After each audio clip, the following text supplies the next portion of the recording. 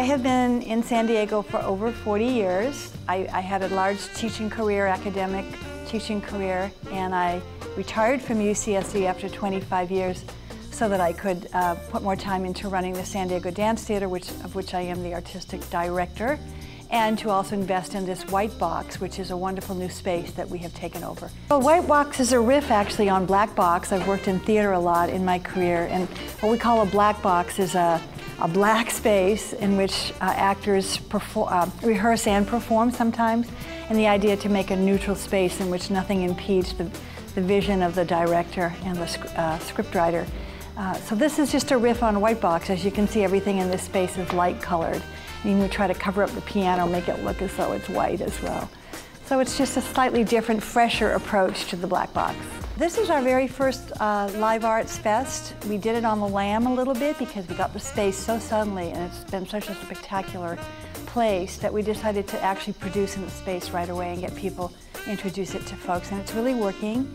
Every night we have a different artist here. Okay, so Friday night, April 19th, Deborah Gregory calls her show Woman in a Mirror. It's about dance, but there's less dancing than most of the other acts. This is really a memoir that she's presenting for the audience about her life as it's moved through different phases of her dance career. And Deborah, actually early on when I was first in San Diego, we formed a company called Three's Company and Dancers, which went for 12 years. Deborah was one of the first dancers that we selected to actually join the original three.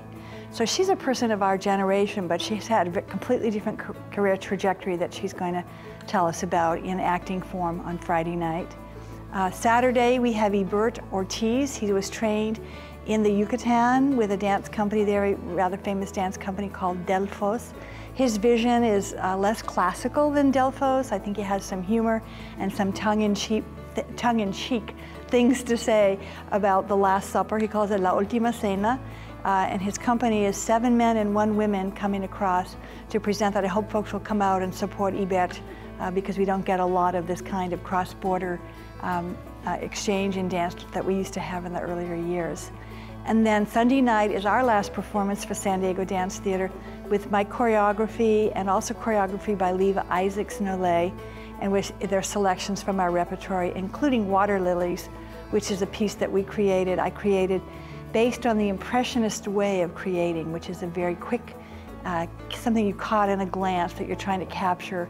And I did that with dance in the way that painters that were Impressionist painters did that in there, especially Monet with his Water Lilies. So that's what we're seeing this weekend that's left of that Live Arts Fest, but we will have more to come. I think that we all are in agreement here that it has to be an annual festival and that it should be different artists every year, and so you'll see it again coming up next spring. Yeah, the White Box has really caught on with a lot of presenters, like music schools that are having their recitals here.